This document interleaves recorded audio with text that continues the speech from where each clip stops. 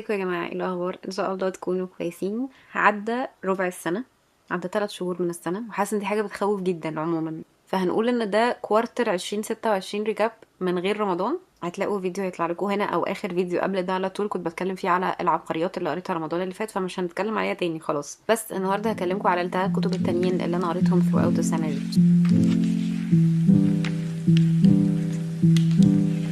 سو فار احنا ماشيين في الجول كويس. انا قريت 6 كتب السنه دي. انا حاطه الجول 12 كتاب في السنه. انا عارفه ان انا هعدي الجول ده، بس انا حاطاه عشان اقنع نفسي ان مريم الارقام دي حاجه مش مهمه. الثلاث كتب اللي هكلمكم عليهم النهارده هما ذا بلاك كات لادجار الين بو، كتاب اسمه وثلاثه هما الموت لياسمين ثابت، وبيرانيزي ان شاء الله يبقى ده اسم الكتاب لسوزانا كلارك.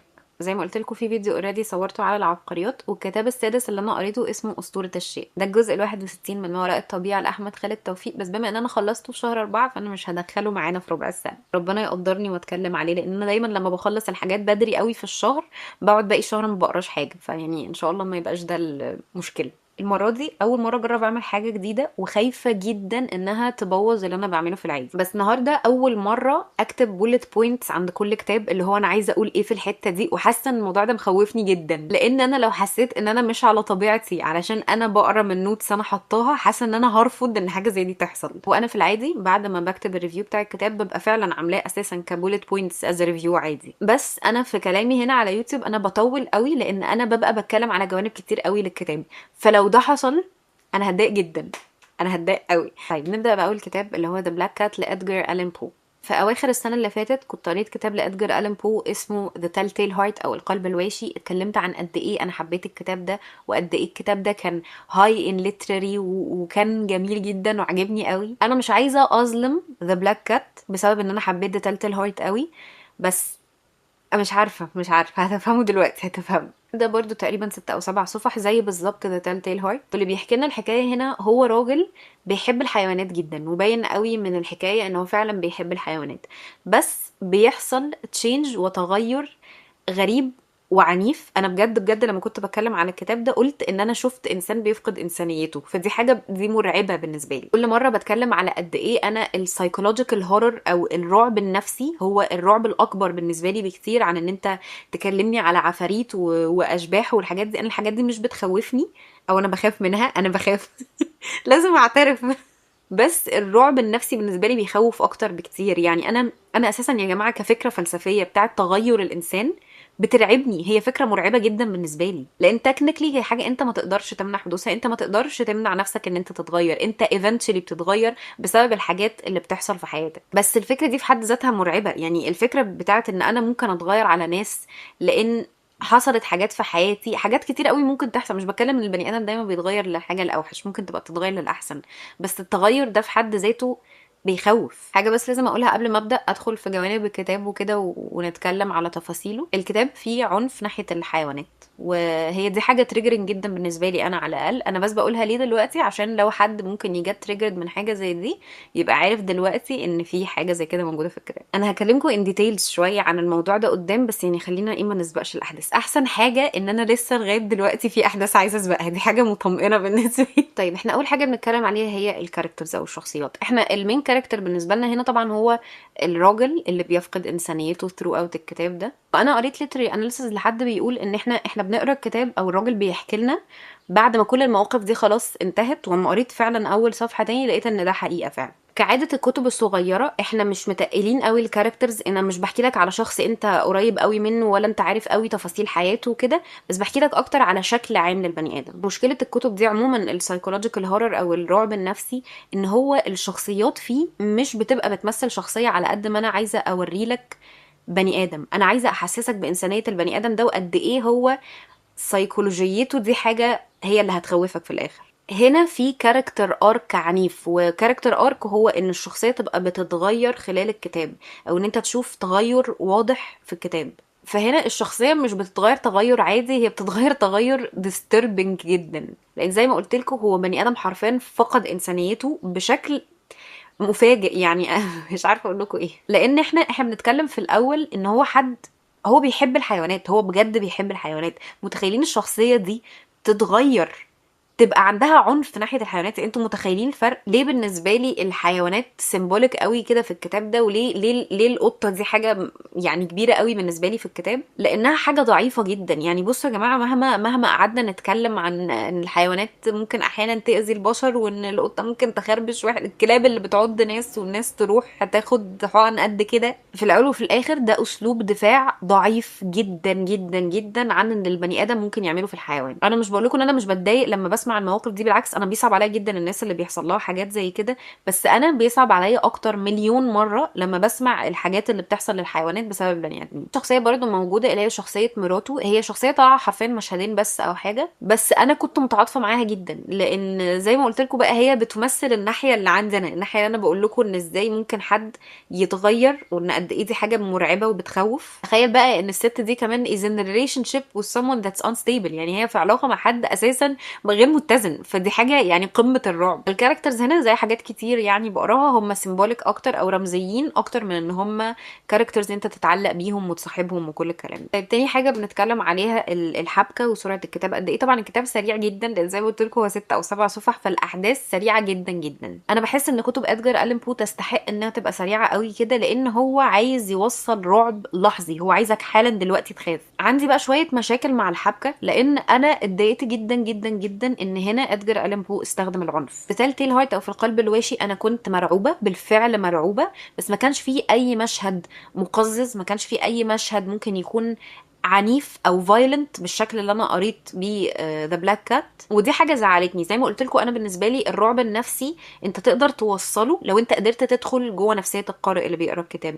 لكن ان احنا نستغل الفايلنس عشان نوصل الصوره، مش بقول انها حاجه غلط ومش بقول انها حاجه مش مستخدمه، بس انا دي مش احسن حاجه بالنسبه لي. طبعا الحبكه زي ما قلت لكم حلوه جدا. انا بالنسبه لي المورال كولابس او الانهيار الاخلاقي مهم قوي ان الواحد ياخد باله منها. للاسف هي دي حاجه بتحصل كل يوم، لان الحياه كده، هو الناس كتير قوي بتفقد اخلاقها، والناس كتير قوي بتعمل حاجات ضد انسانيتها كل يوم. بس زي ما قلت لكم يمكن يكون اللي خلى الكتاب ده اقوى شويه بالنسبه لي ان هو كان ناحيه فعلا حاجه ضعيفه قوي، كان ناحيه حاجه ما عندهاش القدره انها تهاجم. طيب طريقة الكتابة بقى هي كانت written in first person، او اللي هو يعني هو الشخص اللي بيعمل كل الاحداث دي هو اللي بيحكي لنا، وانا بحس ان دي من اقوى الحاجات اللي بيعملها ادجار ألين بو. اصلا موضوع الفيرست بيرسون ده هو دايما بيخلق انتمسي، يعني دايما بيخليك انت والشخص اللي بيحكي لك قريبين قوي من بعض. ففكرة ان انا الموضوع ده ضايقني جدا على فكره. زي ما قلت قبل كده موضوع الفيرست بيرسون ناريشن، غالبا قلت الموضوع ده على كتاب ذا سترينجر لألبير كامو، ان هي حاجه صعبه قوي، ان انا بحس ان انا اللي بعمل الحاجه الغلط، بحس ان انا اللي جوه الاحداث اللي بتحصل وانا اللي بتصرف التصرفات دي. طبعا انت حاسس ان انت جوه a disturbed mind، انت جوه دماغ حد مش طبيعي. انا مقتنعه ان الكتابه هي اقوى حاجه بيعرف يستخدمها ادجار ألين بو، لان انا قلت برضو في ذا تيل هارت او في القلب الواشي قد ايه الكتابه هي اللي كانت مساعده على الجو اللي بيخوف. اختيار الكلمات وطريقه الكتابه وطريقه الجمل، كل الحاجات دي بتفرق جدا. فانا حاسه بايه وانا بقرا الكتاب. قبل بقى ما ادخل على الثيمز واقول لكم المواضيع يعني اللي الكتاب كان بيتكلم فيها، في حاجه مهمه عايزه اقولها لكم على ادجار ألين بو. ضروري تشوفوا حياه ادجار ألين بو حصل فيها ايه. الراجل ده انا بحس ان هو عانى كتير قوي، وسمعت حد قبل كده بيتكلم عليه قال جمله اوف، هي دي اكتر جمله فعلا مظبوطه على ادجار ألين بو. he saw death several times he became friends with it. يعني هو من كتر ما هو شاف الموت في حياته هو خلاص هو اتصاحب على الموت، ودي حاجه مرعبه جدا بالنسبه لي، هو بيصعب عليا قوي قوي قوي يعني. يعني لو حد قرا حياه ادجار ألين بو هيحس قد ايه هي حاجه مأساوية جدا. فأنا بحس إن كان طبيعي جدا إن هو السايكولوجيكال ثيمز أو المواضيع النفسية، خصوصا المنتل إلنس، يبقى هو عارف يكتب عنه قوي كده. زمان كانت حاجة صعبة جدا إن الناس تعرف تفهم معنى المنتل إلنس ومعنى إن حد يبقى عنده مشكلة نفسية أو عقلية. فهو ما كانش بس متفهم ده، وما كانش بس بيكتب عنهم، هو كان بيكتب ايه اللي بيحصل جوه دماغهم، ودي حاجة يعني مبهرة في عصره. المين ثيم حاجة اسمها preservedness غالبا، وهي ان انت تبقى بتعمل حاجة غلط بس عشان هي حاجة غلط. في ناس كتير قوي بتقول ان في theme of guilt، وبتقول ان الشخص اللي يعني بيتكلم او بيحكي الحكاية حاسس بالندم. ليه انا بقول لكم بالنسبة لي كانت المين ثيم هو موضوع preservedness ده؟ لان هو حرفيا بيقول ايه بقى: Yet I am not more sure that my soul lives than I am that perverseness is one of the primitive impulses of the human heart. who has not 100 times found himself committing a vile or a silly action for no other reason than because he knows he should not. من الاخر هو بيقول ان البريزرفرز دي حاجه موجوده في كل قلب بني ادم، وبيقول ان مين ل100 مره ما حاولش ان هو يعمل حاجه لمجرد انها كانت حاجه غلط. دي كانت اول مره اشوف الكونسبت ده في كتاب، لان في العادي الناس لما بتيجي تدافع عن الغلط مش بتدافع عنه بالصوره دي، مش بتدافع عنه بالصوره الواضحه دي. طبعا الكتاب مليان بقى mental illness، مليان alcoholism، مليان psychological problems. برضو ربطا بادجر ألان بو، دي من اكتر الحاجات القويه اللي هو بيعرف يكتب عنها، لان هو عاش قريب قوي قوي منها. انا نفسي حد يقرا ال6 صفح دول ويقول لي هل هو حس فعلا بموضوع الجلد ده، او ان هو حاسس بالندم ولا لا، لان انا ما حسيتش بده خالص يا جماعه. اولا هو ولا مره يذكر الموضوع ده بشكل واضح وصريح، وفي ولا مره من الافعال اللي هو عملها انا حسيت ان هو بيعمل كده غصب عنه. من الاخر he wanted to do wrong, it's not guilt، هي مش ندم، هو عايز يعمل حاجه غلط. مره تانية انا مش متضايقه من الكتاب، انا بس حسيت ان انا كنت يعني شايفاه هياخد منحنى مختلف شويه. تاني حاجه برضو موضوع الفايلنس ده، زي ما قلت لكم انا ما كنتش متوقعه ان يبقى فيه الشكل ده من الفايلنس في الكتاب. ده تيل هارت خلاني اتوقع من ادجر ألان بو ان هو قادر يوصل لي الفكر من غير عنف. طيب السؤال اللي بنرد عليه كل مره، الكتاب مين اللي هيعجبه ومين لا؟ لو حد بيحب كلاسيكس اكيد هيعجبه الكتابه في الكتاب ده، اكيد لو حد بيحب السايكولوجيكال هورر او الرعب النفسي. تاني كتاب بقى هنتكلم عليه اللي هو 3 الموت لياسمين ثابت. بصوا انا قريت الكتاب ده اول مره من 7 سنين، فدي تاني مره اقرا الكتاب ده. وعلى قد ما انا مش عايزه ازعل مريم الصغنونه اللي اديت له 4 ستارز، انا عندي اسئله، انا عايزه افهم انت عملتي كده ليه، انا عايزه افهم بجد انت عملتي كده ليه. عندي شك ان انا كنت فاهمه اساسا الكتاب وانا صغيره، ان حسن ما كنتش فاهماه بجد. الكتاب بيتكلم عن مجموعه شباب ما بين مصر وما بين ليبيا، وقت طبعا الاحداث بتاعه الربيع العربي، خصوصا وقت الاحداث اللي كانت بتحصل في ليبيا. يعني الكتاب بيميل ميل يعني كبير جدا لجوانب سياسيه، بس هو كمان اجتماعي قوي قوي قوي. هل هو رومانسي؟ هو ممكن يبقى رومانسي، بس هي رومانسيه مش عايزه اقول جانبيه، هي مش جانبيه، هي جزء مهم من الكتاب. بس هو الفكره ان الاجتماعيات، عشان في ناس كتير، ناس بتحب بعض وناس ما بتحبش بعض، وناس بتحب ناس بس الناس التانيين مش بيحبوهم، فالوضع متلخبط جدا يا جماعه. عارفين احسن حاجه ما ببقى ناسيه الكتاب وبعدين برجع اقرا اللي انا كنت كاتباه عليه،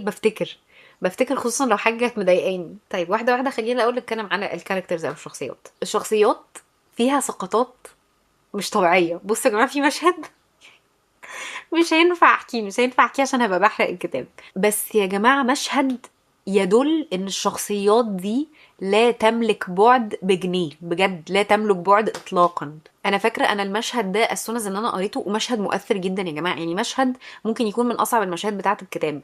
الحركه اللي حصلت فيه يعني من كتر ما هي سيئه، انا حسيت ان انا عملت كده وانا بقى انا حرفيا وشي قلب وانا بقرا من كتر ما انا اتضايقت. طبعا بسبب ان هم ملهمش ابعاد بالشكل الكبير ده خلاني يعني مش عارفه اتعلق بيهم قوي. بس يمكن تكون اقوى شخصيه، ممكن انا حاسه ان دي اكتر شخصيه ليها ابعاد، واكتر شخصيه ممكن تكون كانت قويه، كان ولد اسمه بدر. مش من حيث الافكار والاراء، انا يعني زي ما قلت لكم مش بالضروره ان انا اتفق مع الاراء اللي انا بقراها، بس كمجمل كشخصيه هو معمول كويس جدا. في برضو شخصيتين الاتنين كانوا مصريين، شهد وعبد الله، ما كانش فيهم تعمق كبير. معرفش هل ده علشان الكتاب نسبيا صغير على اللي بيحصل فيه، انا يعني مش عارفه قوي ايه اللي مخليهم مش متعمقين قوي كده، ولا اللي ليهم لايرز كتير، بس هما مش واضحين، فبالتالي ما كنتش عارفه اتعلق بيهم، ما كنتش عارفه افهم تفكيرهم، او يعني من الاخر اكونكت معاهم. في بقى بنوته، دي رابع شخصيه اكلمكم عليها، اللي هي نبأ دي شخصيه كويسه جدا، يعني شخصيه بجد بجد ليها بوتنشل انها تتعمل حلو، بس للاسف سقطاتها مرعبه، يعني سقطات الشخصيه انتوا مش فاهمين كانت بتعمل فيا ايه. الشخصيات مش اوحش حاجه، بس هما برضو مش احسن حاجه، هما كانوا محتاجين تطور اكتر من كده. في شخصيات كتير تعتبر باهته، خصوصا ان احداث الكتاب تساعد قوي قوي قوي ان انت تطلع شخصيات قويه. طيب نيجي بقى للبلوت اند بيسنج، اللي هي الحبكه والسرعه. الكتاب كان مش سريع سرعه عنيفه، بس هو ايقاعه كويس جدا جدا جدا. انا شايفاه كمان كان مناسب قوي مع الجو بتاع الحرب، لان انت في الاجواء المشابهه لكده لازم الايقاع يبقى شويه فيه سرعه، يبقى شويه فيه تنشنه. الحته دي كانت معموله حلوه قوي. وفي بقى حاجه كويسه قوي قوي قوي في الروايه دي، ان انا خالص ما حسيتش بزهق، يعني ما فيش مره واحده وانا بقرا الكتاب حسيت بزهق. ده هيخليني اتنقل للكتابه، بس لا، عايزه اقول لكم حاجه الاول، مبسوطه قوي بالحوار ان انا لسه مش اورجنايزد، يعني كتبت اللي انا هقوله برضه مش اورجنايزد. كتاب فيه مواضيع سياسيه كتير قوي قوي قوي قوي قوي، كتير انا مش بتفق معاها يمكن يكون ده سبب اساسي مخليني يعني مش مبسوطه قوي من الكتاب. في اراء كتير غريبه، يعني في اراء انا بتستوقفني. وبصوا يا جماعه، في اراء بيبقى ليها منطق وانت تعرف تمنطقها. يعني لو انا عارفه ان الجمهور العام اللي هيقرا الكتاب ده مش هيبقى موافق مع الفكره، فانا المفروض ان انا اقدر اوصل له الفكره دي بشكل متزن، او من الاخر بشكل يوضح لك ان ده فكر حقيقي، مش مجرد فكر انا بتبناه مش مجرد فكر انا بتبناه على الفاضي، بيبقى فكر فعلا حقيقي وفي شخصيه فعلا ممكن يبقى عندها الفكر ده. يعني هديكم مثال، مثلا ادجار الين بو بيتكلم على شخصيه عندها مرض نفسي، طريقه تفكيرها طريقه واقعيه للشخص اللي عنده مرض نفسي. مثال تاني، البير كامو كان بيتكلم على نظريه العبثيه، ورغم ان انا بكره النظريه دي، يعني اقروا عنها شويه لو عايزين تعرفوها. عموما انا بكره النظريه دي وشايفه ان هي انا مش مقتنعه بيها، انا مش مقتنعه بيها تماما. ومع ذلك ادجار الين بو تاني، انا ادجار الين بو هيجنني عامه. البير كامو كان قادر يوصل الفكر ده، كان قادر يقنعك ان ممكن حد فعلا يتبنى الفكر ده. لكن هنا انا كنت حاسه ان الكلام بيتقال وخلاص، هو رأي سياسي بيتقال على الفاضي. وانا عندي مشاكل كتير جدا، عندي مشاكل كتير، لان الكتاب ده بيحتك بفترات سياسيه، يعني بصوا حرفيا مرعبه. ممكن يكون الرأي السياسي ده محتمل في وقتها، في وقت كتابة الكتاب. ممكن الناس غيرت رأيها دلوقتي. انا بحس ان الشعوب من مثلا ثرو اوت ال10 15 سنة اللي فاتوا نضجوا بشكل مش طبيعي. الشعوب نفسها نضجت، الشعوب ما بقاش عندها القابلية بتاعت الناس زمان. يعني الجيل اللي قبلنا او الجيل اللي اكبر مني كان عندهم شكل مختلف للتفكير. ما بقولش مين اللي صح ومين اللي غلط، وما بقولش على فكرة، يعني ما اقصدش خالص بان الشعوب نضجت ان اللي حصل قبل كده كانت حاجات غلط. اللي بتكلم فيه ان الفكر السياسي بيختلف على مدار السنين، يعني كل ما يعدي الزمن الناس بتختلف في فكرها السياسي. ده ليه؟ لان احنا دلوقتي تقدمنا جدا جدا في علوم نفسية، في علوم اجتماعية، في علوم حتى سياسية، فبالتالي البني ادم فكره اتغير. مرة تانية ده ما يعنيش ابدا ان الناس زمان كانت بتفكر غلط او ان كان في حاجة مش مظبوطة زمان خالص، مش ده اللي انا اقصده. نيجي بقى للكتابة، اوف حلوة حلوة حلوة حلوة. اولا بتحسسك بمشاعر كتير، ثانيا بليغة جدا. انا بتبسط قوي بالكتابات البليغة، بتبسط من الناس اللي عندها حصيلة لغوية كويسة. فالكتابة حلوة قوي في الكتاب ده. الملل مش بس بيجي من الاحداث البطيئة، بس كمان لو الكتابة مش حلوة هتحس بملل شديد. فيحسب ان الاتنين ما كانوش موجودين، ولا كان في احداث بطيئة ولا الكتابة كانت وحشة. لو هنيجي بقى نتكلم على الثيمز، زي ما قلت لكم احنا اساسا في جو عام مشحون جدا، وفي جو يعني من الاخر يطلع الانسانيه اللي جواك جدا جدا. يعني خصوصا كل ما تقرا اكتر واكتر عن الفترات دي بتكتشف ان الوضع لا، ما كانش بالبساطه دي، الوضع كان صعب جدا جدا. فالثيمز اللي كانت في الكتاب حلوه قوي عن الموضوع، الحب والحزن والفقدان، الحاجات دي اتذكرت بشكل كويس قوي واتعملت حلو قوي. مره تانية هقول لكم ان انا في اراء كتير قوي في الكتاب ده مش عجباني، في اراء كتير قوي انا مش بتفق عليها، من كتر ما انا كنت حاسه ان الاراء دي مش عجباني وبستغرب المنطق بتاعها. كنت بحس ان انا وانا بقرا بيطلع لي فوق دماغي علامات استفهام كتير، لان مش فاهمه ايه اللي بيحصل. يمكن برضو حسنه تانية اذكرها هنا، ان الراي التاني موجود، صوته واطي وضعيف لكن هو موجود. دي حاجه مهمه، دي تدل على ان الكاتبه بتاعه الكتاب قادره انها تفرق بين الاراء، قادره انها تطرح الرايين، ودي حاجه مهمه جدا. اي نعم الراي التاني كان صوته واطي شويه بس كان موجود، دي حاجه يعني مهمه. عموما الكتاب مش وحش، نفسي بجد ارجع اتكلم مع مريم الصغيره اعرف ايه اللي خلاها تحب الكتاب. زي ما قلت الرومانسيه فيه مش رومانسيه جياشه ومش رومانسيه عنيفه، لكن هي رومانسيه متوازنه، رومانسيه مفيش مشكله انها تبقى موجوده في كتاب زي ده. بس الكتاب يميل اكتر للسياسه، يميل اكتر طبعا لانسانيه الموقف اللي احنا بنتكلم فيه. انا اعتقد احسن حاجه تتقال على الكتاب ده ان هو كتاب في مرحله انتقاليه، يعني بالنسبه للقارئ، يعني بالنسبه لي انا على الاقل، اللي هو انت ممكن تتنقل بيها من ان انت بتقرا كتب ممكن تكون خفيفه شويه عايز تبدا تقرا حاجات تقيله. بدايه الحته دي انا شايفه ان الكتاب ده يبقى حلو قوي لحاجه زي كده. فبالتالي مين اللي ممكن يقرا كتاب زي ده؟ حد هيبدا يقرا كتابات تقيله شويه. كتاب فيه جوانب كتير كويسه، زي ما قلت لكم الكتابه حلوه قوي، زي ما قلت لكم الجو العام كان حلو قوي، طريقه الطرح في حاجات كتير كانت كويسه. بس لو بتدور على شخصيات قويه هيبقى صعب شويه ان انت تلاقي حاجه زي دي في الكتاب. الكتاب كويس بس في حاجات معينه محتاجه تتظبط شويه، مش حاجات عنيفه. هو اي نعم الموقف اللي بيجي بيعمل يتعاد في دماغي يا جماعه الموقف ده كان موقف صعب قوي، يعني موقف لا بجد بجد وحش، ما اتعملش حلو. وهي المشكله ان الموقف ده بيترتب عليه حاجات كتير، عشان كده هو يبان كبير قوي في اللي انا بتكلم فيه.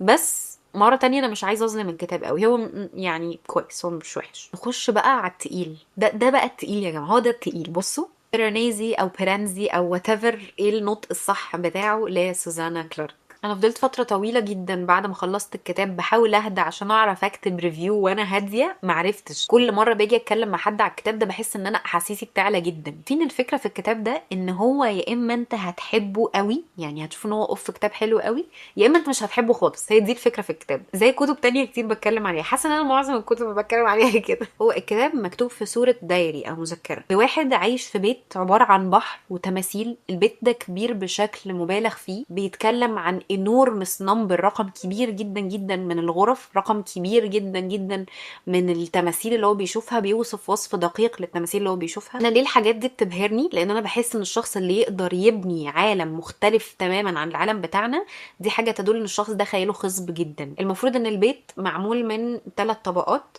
الطبقه اللي في النص هو اللي بيرانيزي او بطل الكتاب قاعد فيها، هي اللي مليانه تماثيل. وكمان الطبقه دي بيحصل فيها حاجه مهمه، كل شويه في بعض الاماكن مع بعض الحسابات اللي هو بيعملها بيجي زي ميه كتير قوي بتجري في المكان ده، وهو لازم يبقى بعيد عن الاوض دي علشان ما يتاذيش من الميه الكتير دي. الدور اللي تحت خالص ده الدور اللي فيه الميه، والدور اللي فوقيه دور فيه كلاودز وسحاب، ودور ضلمه جدا. يعني انا عموما عندي مشاكل بسيطه مع الكتاب هتعرفوها قدام، بس اوفرول الكتاب فكرته حلوه جدا جدا بالنسبه لي. الراجل ده لوحده تماما في المكان اللي هو فيه، ما عدا واحد اسمه The Other. واصلا يا جماعه انا فاكره اول ما قريت الكتاب وشفت كلمه The Other دي، انا عملت هايلايت عليها وكتبت كم تحليلات ادبيه عن ليه ده ممكن يبقى اسمه The Other، ليه ممكن يبقى اسمه الاخر، ليه ما يبقاش ليه اسم واضح وظاهر. وجاس وات هي ليها سيمبلز كتيره قوي، هي ليها معاني كتيره قوي بجد.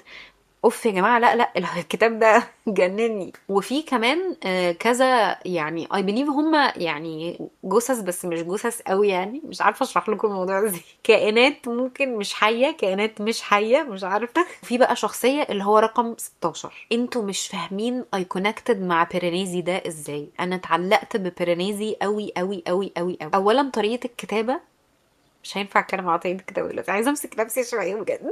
بس هي طريقه الكتابه انتمت قوي، يعني كلوز قوي قوي. خصوصا ان انت لو بتقرا مذكرات حد، دي حاجه كمان بتخليك تحس ان انت اقرب ليه. فدي كانت حاجه لصالح الكتاب جدا جدا. بيرانيزي كمان انسنت قوي قوي قوي. عارفين لما تبقوا بتتكلموا مع حد طيب قوي، ما فيش في دماغه ان حد ممكن يبقى شرير او ان حد ممكن يبقى بيكذب، حاجه صعبه على تفكير ان هو يفهمها. observant جدا، بياخد باله من تفاصيل كتير قوي ومركز في حاجات كتير قوي. عنده طريقه تفكير انا كنت شايفاها مبهره جدا. يعني بيقدر يبص للامور بشكل مختلف جدا عن اي حد تاني. لما تلاقوني بتكلم على شخصيه بالشكل ده وبتكلم عليها ان هو حد قدامي قوي، اعرفوا ان الشخصيه دي معموله كويس جدا. انا في العادي بتخيل الشخصيات فيفيد قوي، انا بشوفهم قدامي فعلا، بشوفهم قدامي، بيبقى ليهم نبرة صوت، بيبقى ليهم شكل، بيبقى ليهم طريقة كلام، لان انا بتخيل الشخصية قدامي فعلا. لكن لما الشخصية تبقى معمولة حلوة قوي، هي دي المرة اللي هتلاقوني بوصف لكم الشخصية دي عاملة ازاي. الشخصيات عموما بالنسبة لي كانت بتريبريزنت قوي حاجات كتير قوي. الشخصيات مش معمولة هنا سيمبوليك، يعني مش معمولة هنا رمزية، برغم انها بترمز لحاجات كتير. الشخصيات ليها ابعاد حلوة قوي قوي قوي. كان في يمكن يكون ما كانش فيه كاركتر ارك اللي هو تغير في الشخصيه عنيف، كان فيه تغير في الشخصيه بس مش عنيف، لكن لايرد. هو يعني حرفيا ليه طبقات من كتر ما هو ثك. الشخصيات واقعيه، رغم ان انت هتحس ان الاجواء مش واقعيه قوي، خصوصا اللي بيحصل حواليك. النوع ده من الشخصيات فعلا هو النوع اللي انا بتعلق بيه جدا، هو النوع اللي انا بحبه جدا. نيجي بقى للحبكه والسرعه. الكتاب كان بطيء قوي قوي في الاول، انتوا مش متخيلين هو خد مني وقت قد ايه في الاول. انا في العادي اللي بيعطلني في كتب الفانتسي ان احنا حرفيا احنا وير وورلد بيلدينج، يعني احنا بنبني عالم من جديد، فبالتالي ده بياخد وقت طويل جدا، بس انا بزهق كتير. بس بعد مثلا ربع الكتاب لا بدأ يسرع شويه. على فكره الكتاب ده مش طويل قوي، يعني انا مش عارفه هو كام صفحه، هو تقريبا 250 صفحه. 250 صفحه مش كتير خالص على الكتاب، مش كتير خالص على افكاري في الكتاب خالص. زي ما قلت لكم هو مكتوب بشكل دايري او بشكل مذكرات، فطبعا مكتوب ان فيرست بيرسون، او يعني هو الشخص هو اللي بيحكي لنا حاجه. زي ما قلت لكم قبل كده بتخلق انتمسي او بتخلق قرب بينك وبين الكاركتر اللي بيتكلم. انا زي ما قلت لكم انا حبيت بيرانيزي جدا جدا جدا. فمن الاخر، وكعاده الحاجات بتاعه الفانتسي، الكتابه هتخليك تعطل شويه في الاول، بس زي ما قلت لكم بعد ربع الكتاب تقريبا خلاص الدنيا بتبقى ماشيه كويس. ليش في حاجه كمان حاسه ان انا عايزه اقولها على موضوع الورلد بيلدينج او العالم المختلف ده. البيت ده سيمبوليك لحاجات كتير قوي، الحاجات اللي جوه البيت سيمبوليك لحاجات كتير قوي. وزي ما قلت لكم قبل كده، الرمزيه او السيمبلز عموما مش حاجه كل الناس هتتفق عليها. انا هقرا الكتاب هشوف ان هم بيرمزوا لحاجه، حد تاني هيقرا الكتاب هشوف ان هم بيرمزوا لحاجه تانية. فالسيمبلز الحلو فيها انها بتخلي عقلك يشتغل، بتخلي حاجه اسمها critical thinking يحصل. مش عايزه اجري في الحته دي، بس في جزء من الثيمز متعلق جدا جدا جدا بالبيت، متعلق بايه معنى البيت، لان ايه معنى البيت هيختلف في الثيمز، هيرمي في الثيمز وفي المواضيع اللي بيفتحها الكتاب على حاجه مختلفه تماما. احنا خلاص يعني اتكلمنا على الكتابه بما يكفي، فحاسه انا مش هتكلم عن الكتابه اكتر من كده. يمكن بس هقول لكم حاجه واحده على الكتابه رغم ان في بعض الاحيان هي كانت بتبقى ممله جدا، بس في احيان تانية انا كنت بحس انها بلاغيه جدا. فممكن اتفهم لو حد ما حبش الكتابه خالص، ممكن اتفهم لو حد حبها قوي. فهو الكتاب يعني كتاب كونتروفيرشال يا جماعه. نتكلم بقى على قد ايه السيمبلز والثيمز حلوه. اوف اوف اوف، انا بقول ان الكتب اللي بتبقى انتربريتد او بتترجم عند كل واحد بيقراها بشكل مختلف، هي دي الكتب الحلوه قوي. الليتريتشر، الكتب اللي انا فعلا اقول عليها ادب حلو. ثيمز كتيره قوي، حاجه اسمها anonymity، اللي هي ان الشخص انت ما تبقاش عارف هويته. زي ما قلت لكم في حوار the other دي كانت سيمبل عنيفه. اقوى ثيم اللي باينه قوي قوي بالنسبه لي في الكتاب هي knowledge، العلم. في حاجه اسمها corrupted knowledge، او النولج مش اللي بتكورب، يعني مش اللي بتدمرك، هي مدمره. انا عايزاكم تفكروا في الموضوع ده شويه، يعني فكروا ان قد ايه في جزء من العلم ممكن يبقى مدمر ومدمر الاثنين مع بعض. وطبعا فولس نوليدج، العلم اللي مش حقيقي، العلم اللي مش صح. في حاجه كمان كانت حلوه قوي مربوطه بالنسبه لي بالباور والنوليدج، ان الانسان لما بيحس ان هو عنده نوليدج كفايه وعنده علم كفايه بيحس ان هو عنده باور. قد ايه دي حاجه فولس، قد ايه دي حاجه غلط، وقد ايه دي حاجه يعني اوف ممكن اقعد اتكلم عليها 500 ساعه.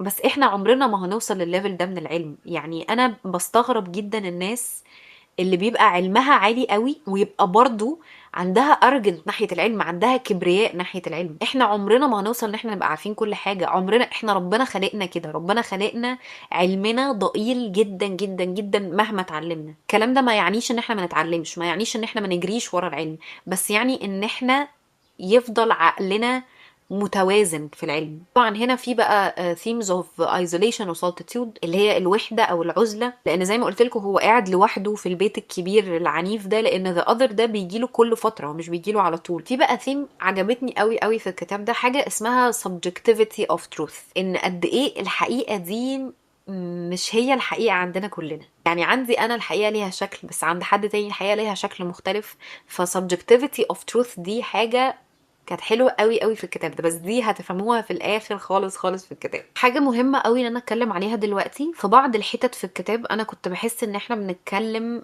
بتون دينيه بشكل مش مريح بالنسبه لي. يعني كان بيقعد كتير قوي يتكلم عن قد ايه البيت ده عظيم وكبير وهو اللي بيديله عطايا، وبعد ما قريت شويه ريفيوهات هو فعلا في تون ريليجيوس. مره تانية بقول لكم هي مش مريحه بالنسبه لي، انا ما كنتش مرتاحه وانا بقرا الحتت دي خالص، لكن هي ليها معنى، هي ليها مغزى. فهي بس حاجه مهم ان احنا نبوينت ات اوت وانا بتكلم. انا بجد بجد بجد حبيت الكتاب ده قوي قوي قوي. زي ما قلت لكم في جوانب كتير قوي حلوه. يمكن الحاجات اللي ضايقتني زي ما قلت لكم الانكمفتابيلتي شويه اللي حصلت لما حسيت ان في تون ريليجيوس شويه، كمان الملل اللي حصل احيانا في الكتابه، رغم ان الكتابه طريقتها جميله جدا بس للاسف في حتت فعلا كانت ممله. بس انا حبيت الكتاب قوي قوي. الكتب اللي بتخليني افكر، الكتاب ده يميل شويه للفلسفه، يميل شويه لان انت تفهم ابعاد في الحياه وتشوف الحياه بشكل اعمق بكتير. دي من الكتب اللي انا اقول ان انا قبلها كنت بفكر بشكل، بعدها في حاجات كتير I view it differently، بشوفها بشكل مختلف تماما. كتاب كل بني ادم هيشوفه بشكل مختلف، كل بني ادم هيinterpret it differently. والكتاب ده انا متاكده ان النقاشات فيه هتبقى حلوه قوي قوي قوي. دي بقى للفقره المفضله بالنسبه لي، هقرا لكم شويه من الحاجات اللي I highlighted في الكتاب ده. بيرانيزي هنا كان بيكلم the other، اوكي، وكان بيسال بيرانيزي زي ايه اللي انت فاكره. I suppose the answer is everything. I remember everything. Really? He said. That's rather a large claim. Are you sure? قال له I think so. من الحاجات اللي بجد كانت بتريبريزنت innocence قوي قوي قوي بالنسبه لي، ان هو كان واثق قوي في الحاجات اللي هو فاكرها. يعني واثق قوي ان هو فاكر كل حاجه، وفعلا it's a large claim، هي حاجه كبيره قوي ان انت تقول ان انت فاكر كل حاجه. برضو دي حلوه قوي قوي on theme of knowledge. I realized that the other's description of the powers that the knowledge will grant has always made me uneasy. For example, he says that we will have the power to control lesser minds. Well, To begin with, there are no lesser minds. There are only him and me. And we both have keen and lively intellects. But, supposing for a moment that a lesser mind existed, why would I want to control it? هنا بيرينيزي بيقول ان انا كنت دايما بستغرب طريقة تفكير الأذر او رؤية الأذر على knowledge او العلم. The other كان بيقول له ان احنا لما يبقى عندنا العلم الكافي هيبقى معانا باور، هيبقى معانا قوة، وهنقدر نحكم الناس اللي عقولها اقل مننا او مش اذكياء زينا. فبيرينيزي بمنتهى البراءة والانسنس بيقول مفيش اصلا حد is a lesser mind، يعني مفيش حد طريقة تفكيره اقل مننا. but supposing يعني فلنفترض ان في حد عقله اقل مننا، انا ليه هبقى عايزه احكم؟ برضو من ضمن الحاجات اللي بتريبريزنت الانسنس. انا حافظه هفضل اقول لكم قد ايه بيرينيزي ده كان innocent وكان يعني بريء جدا. بيرينيزي wants to say but I need the thing you have, so why don't you just give it to me, and then when I have something you need I will just give it to you. This would be a simpler system and much better. في الاخر هو بيقول ان لو انت معاك حاجه انا عايزها انت اديهاني عادي، وانا لو معايا حاجه انت عايزها انا هديها لك عادي. متخيلين هذا الفكر لما يخش في السياسه هيبقى عامل ازاي؟ يعني متخيلين بجد؟ اهم سؤال، مين ممكن يحب كتاب زي ده؟ حد يحب كتاب بطابع فلسفي كبير قوي قوي قوي، كتاب يبقى مليان سيمبلز ورموز وعميق جدا. والكتاب ده ينطبق عليه قوي الكلمه بتاعت immersive fantasy. immersive يعني حاجه بتاخدك قوي، فالفانتسي او الفانتازيا اللي في الكتاب ده فعلا بتاخد بشكل كبير. definitely مش لحد عايز clear answers، يعني مش حد عايز كتاب يوضح له واضح وصريح هو عايز منه ايه. عارفين المشكله ان انا نفسي كل الناس تقرا الكتاب ده، وايل انا عارفه ان ما ينفعش كل الناس تقرا الكتاب ده. بس كده يا جماعه، دول الثلاث كتب اللي انا كلمتكم عليهم النهارده. ان شاء الله ان شاء الله كتب شهر 4 يبقوا حلوين وجمال وكتاكيت وكل حاجه. زي ما قلت لكم انا خلصت اسطوره الشيء لاحمد خالد توفيق، بقرا كمان Apprentice to the Villain. اخيرا رجعت اقراه، كنت كلمتكم قبل كده على Assistant to the Villain، حبيته قوي قوي. فيعني يا مسهل ده الجزء الثاني من الكتاب ان شاء الله يبقى امور، ان شاء الله اخلصه بسرعه بسرعه. فان شاء الله اشوفكم بقى بقرايه شهر ابريل، صح 4 ده ابريل، ايوه. وبس كده.